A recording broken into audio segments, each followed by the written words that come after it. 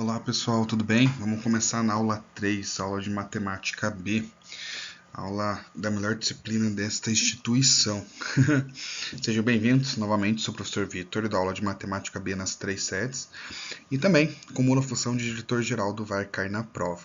Então hoje nós vamos ir para a aula 3, aula de polígonos. Lembrando que é muito importante que nas aulas de matemática B você esteja com a sua apostila, porque nessa aula nós caminhamos junto com a apostila, beleza? Então vamos lá. Antes da gente iniciar a falar sobre polígonos, eu queria trazer para vocês uma figura que foi muito importante no estudo da geometria, que foi Euclides. Euclides, ele é conhecido também por vários pesquisadores e tudo mais como o pai da geometria. Então, fiz até uma biografia dele curtinha ali. Euclides de Alexandria foi um professor matemático platônico e escritor grego, muitas vezes referido como o pai da geometria, além de sua principal obra, Os Elementos. Euclides também escreveu sobre perspectiva, secções cônicas, geometrias esféricas, teoria dos números e rigor. Então, o Euclides foi muito importante na construção da geometria, como a gente estuda hoje. Ok? Algo muito importante para os nossos estudos. E como vocês sabem, eu estou com uma equipe muito forte, que faz um trabalho excepcional assim, de busca, de análise, de pesquisa. E nós temos uma pessoa, o Euclides, na verdade, ele foi feita uma reconstrução de como ele estaria nos dias de hoje, como que ele se aparentaria. E esse pessoal meu fez uma pesquisa e eles encontraram o Euclides, como ele estaria nos dias de hoje. E seria exatamente dessa forma, o Euclides. Aí você vai perguntar, nossa professor, mas Euclides me lembra alguém conhecido. Será? Bom, me falaram isso também, mas minha equipe é muito boa e foi atrás disso investigar. E eles perceberam que esse Euclides aqui lembra muito uma pessoa no curso. Esse ser aqui, Augustus, professor de História B, do Vai Cair na Prova, História do Brasil, dá aula na sede Centro e na sede Santa Felicidade.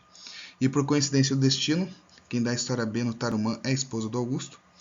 E o Augusto, ele seria a reencarnação de Euclides. Os meus pesquisadores, eles deram precisão de 100%. Foram até, jogaram uma carta, além de pesquisa, eles foram para o lado místico. Jogaram uma carta, um tarô e pum, Vitor, é isso, é certeiro. E o Augusto seria a reencarnação de Euclides nos dias de hoje. Mas será que o Euclides se sentiria feliz vendo a sua representação no Augusto? Não sei. O Augusto, na sua caminhada, ele iniciou assim, com alguns professores de histórias, para alguns chamados de comunistas, né, ou comunistinhas. Mas Augusto, depois que fez história, se aliou com alguns professores de histórias, que também serão citados nessas aulas ao longo do tempo. E o pior veio depois, quando ele se juntou com essa pessoa aqui, ó, Fonseca Nelson.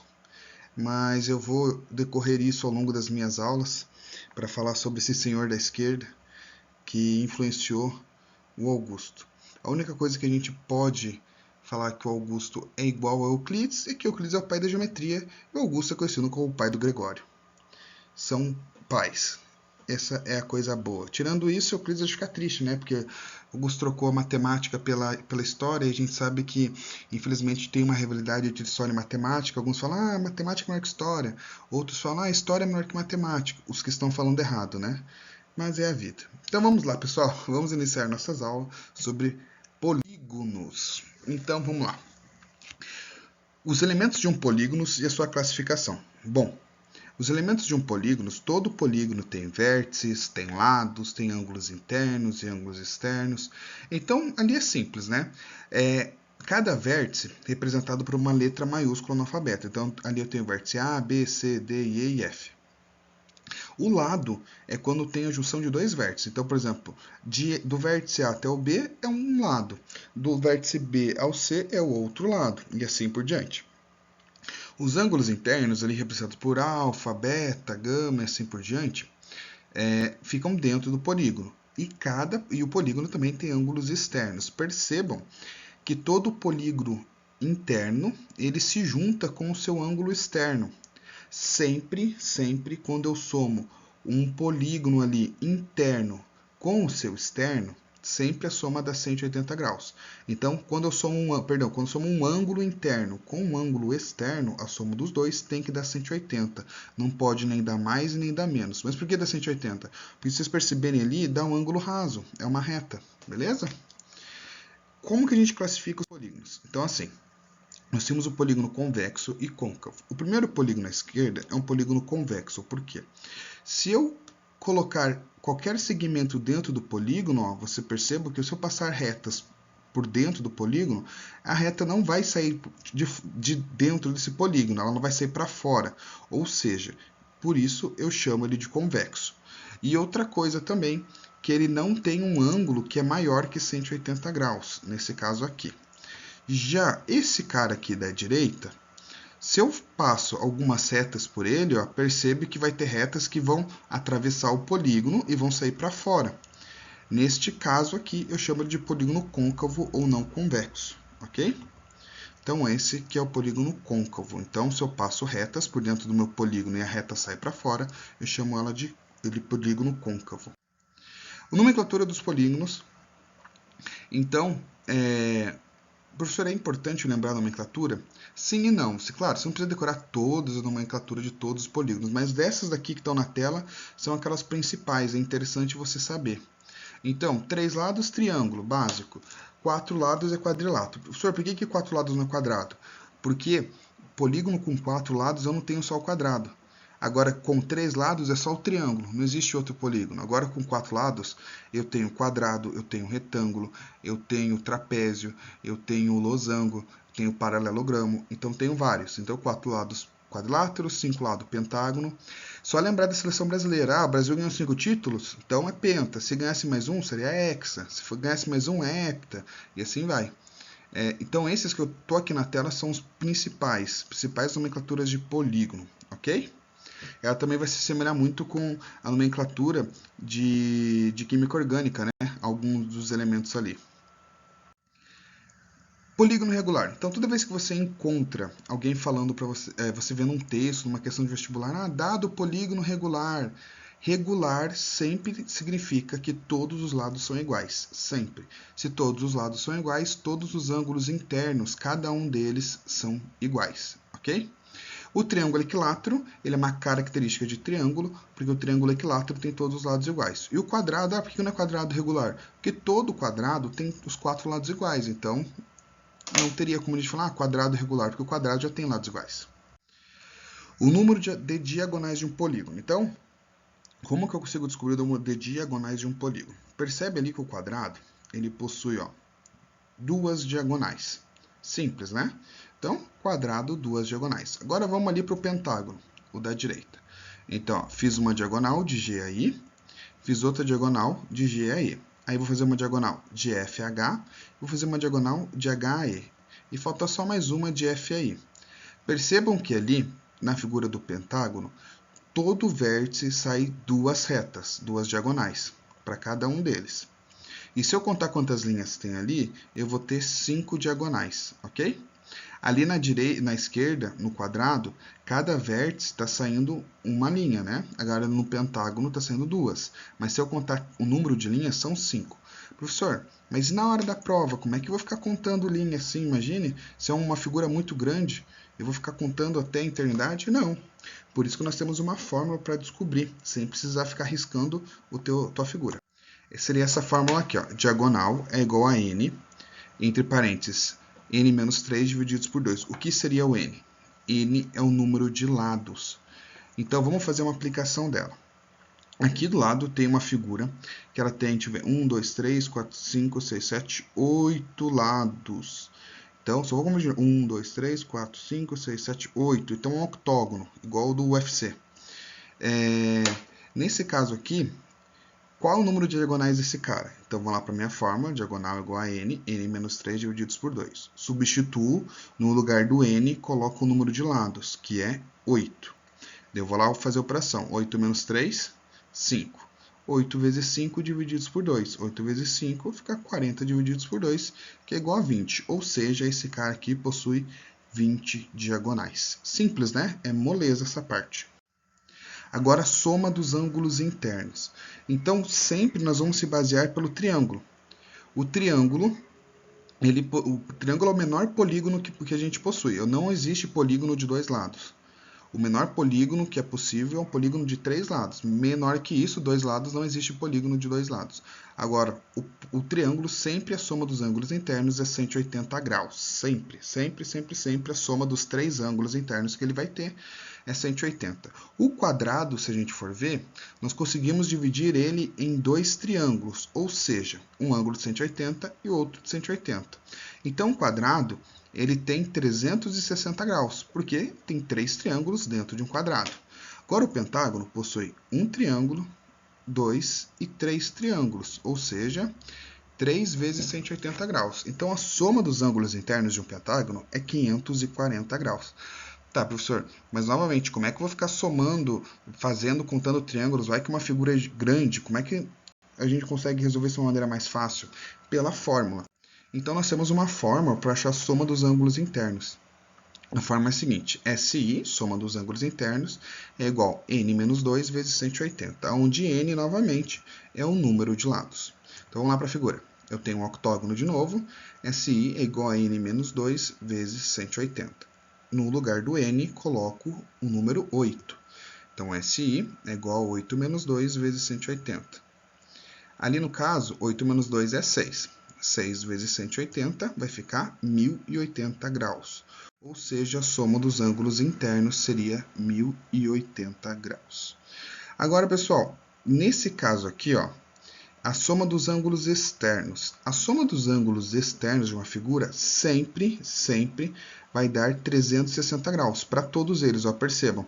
Ali em cima eu tenho um triângulo, à direita ali eu vou ter um quadrilátero, ali embaixo eu vou ter um hexágono e no outro canto inferior direito eu vou ter um pentágono. Percebam que não importa qual polígono que seja, quando eu vou pegar a soma dos ângulos externos, sempre, se eu somo só os externos, vai dar 360 graus. Não importa o polígono, a soma de todos os ângulos externos é igual a 360, conforme esse GIF aí, ó, que vai estar passando para vocês, beleza?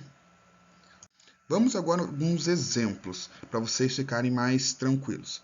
Então, o primeiro exemplo é da faculdade ITA-GR. Professor, ITA-GR, eu nunca ouvi falar. Calma, que você já ouviu falar assim. Instituto Tecnológico Ângelo Garcia Reche. Qual é a medida de um ângulo interno de um eneágono regular? Eneágono. Se você voltar ali no meu vídeo um pouquinho, você vê que na nomenclatura, um eneágono é um polígono de 9 lados. Então, se ele tem 9 lados, vamos usar. Ele quer saber a soma, qual a medida de um ângulo interno. Bom, se eu souber qual que é a soma dos 9 ângulos internos, porque ele tem, como é 9 lados, ele tem 9 ângulos. Se eu somo os 9 ângulos e divido por 9, eu vou ter a medida de cada ângulo. Então, vamos saber qual que é a soma de todos eles. Então, usa a fórmula n menos 2 vezes 180. No lugar do n, coloca o número de lados. Como é eneágono é 9. 9 menos 2 é 7. 7 vezes 180, 1260. Beleza, essas são a soma dos 9 ângulos internos. Mas eu quero saber de apenas um só. Um só, nesse caso, seria 1260 graus divididos por 9, que é 140, letra E. Então, a resposta nesse caso seria 140 graus. Ah, professor, e se num exercício ele me perguntasse quanto que vale cada ângulo externo do eneágono? Bom, do eneágono regular. Se nesse caso ali um ângulo interno vale 140, o ângulo externo seria o complemento dele para fazer 180 graus, o suplemento no caso, né? Então, 140 para 180 seria 40 graus. Se ele perguntasse qual é a medida de um ângulo externo, seria 40 graus, porque 40 mais 140 ficaria 180, ok? Vamos para o próximo exercício.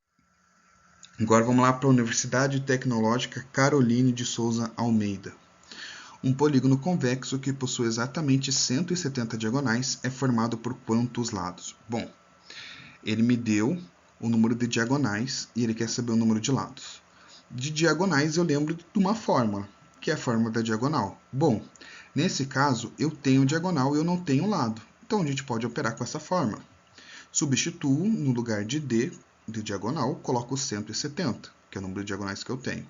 Ali no caso, aquele 2 que está dividindo a minha operação ali, ele está dividindo de um lado, jogo ele para o outro. Se ele está dividindo, para o outro lado ele vai multiplicar.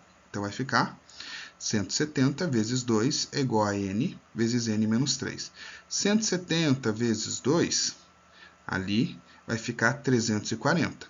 N vezes n, n ao quadrado. E n vezes menos 3, menos 3n. Bom, aqui eu tenho uma incógnita elevada ao quadrado, ou seja, eu vou ter que fazer uma equação de segundo grau. Vou arrumar ela certinho e eu vou jogar esse 340 para a direita. Então, se está 340 positivo, joga para o outro lado, vai ficar menos 340. Bom, tem uma equação de segundo grau, agora vamos começar a resolver ela por Bhaskara. Então, substituir. Dê uma forma de Bhaskara, x é igual a menos b, o meu b já é negativo, é menos 3. Raiz de b ao quadrado, menos 4 vezes a vezes c. Bom, já arrumei aqui minha operação, agora vamos operar ele. Então, ali aquele menos b lá fora, que está menos, menos 3, sinais iguais juntos vai ficar mais, então mais 3. Menos 3 ao quadrado fica 9. E menos 4 vezes 1, menos 340, aí mais 9 vai ficar 1.369. Ali no caso, ó, menos 4 vezes menos 340 ficaria 1.360. Com o mais 9 do menos 3 ao quadrado, ficaria 1.369. Vocês vão ver quando vocês fizerem a operação no caderno, tudo fica positivo. Bom, agora eu cheguei aqui a encontrar minhas duas raízes, né? Então, a primeira dela vai ficar raiz de 1.369 é 37. Então, raiz 1, 3 mais 37, 40. 40 divididos por 2, primeira raiz é 20.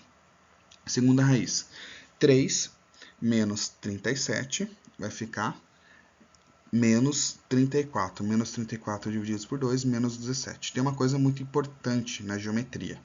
Se aqui fosse uma questão de matemática A, de funções, para mim valeria os dois resultados. Mas como é geometria não existe lado negativo, não existe distância negativa na geometria. Ou seja, como não existe distância negativa na geometria, o que nós fazemos? Nós vamos descartar o valor negativo e vamos ficar só com o positivo. Então, o menos 17 a gente descarta e a alternativa correta seria 20 lados. Ok? Então, pessoal, dessa parte de polígono, era isso. Polígono é uma matéria muito tranquila de se aprender, mas é bom praticar exercícios, beleza? Além disso, nós vimos nas aulas de hoje que o nosso universo está se expandindo, né? Igual o universo da Marvel tem vários personagens, o da DC Universe tem vários personagens, e eu estou criando o Vai Cair na Prova Universe, onde ele tem vários personagens. Nós já temos 4, né? Só relembrando aqui, eu tenho o Tales de Mileto no lugar do Ângelo, eu tenho o Augusto no lugar do Euclides, e aqui eu tenho a Bruópatra e eu tenho a Carolópatra, que são as filhas da Cleópatra. Futuramente nós veremos mais personagens, tu vai cair na prova aqui. Se vocês quiserem sugerir algum professor, vocês podem comentar aqui no comentário. Comentar no comentário é bom, né? Vocês podem escrever aqui no comentário do vídeo, que eu vou olhar aqui e vejo qual professor será o próximo personagem da nossa história. Qual professor vocês gostariam, professor, professora, etc. Ok? E antes disso, teve um professor que pediu para me passar um recado. O professor Matheus, ele é professor de Física B e também ele é diretor da sede de Santa Felicidade. Ele falou, Vitor, como minha aula só vai demorar ainda, tua aula depois do Dia das Mães, passa lá um recado para os alunos. Eu falei, tá bom, Matheus, eu não sei o que isso significa. Talvez tenha um duplo sentido ou tenha alguma coisa que ele queria de malícia aí, não sei. Mas então ele pediu para deixar um beijo para a mãe de vocês, de Feliz Dia das Mães, beleza? Pessoal, é isso. Vocês tenham uma ótima semana.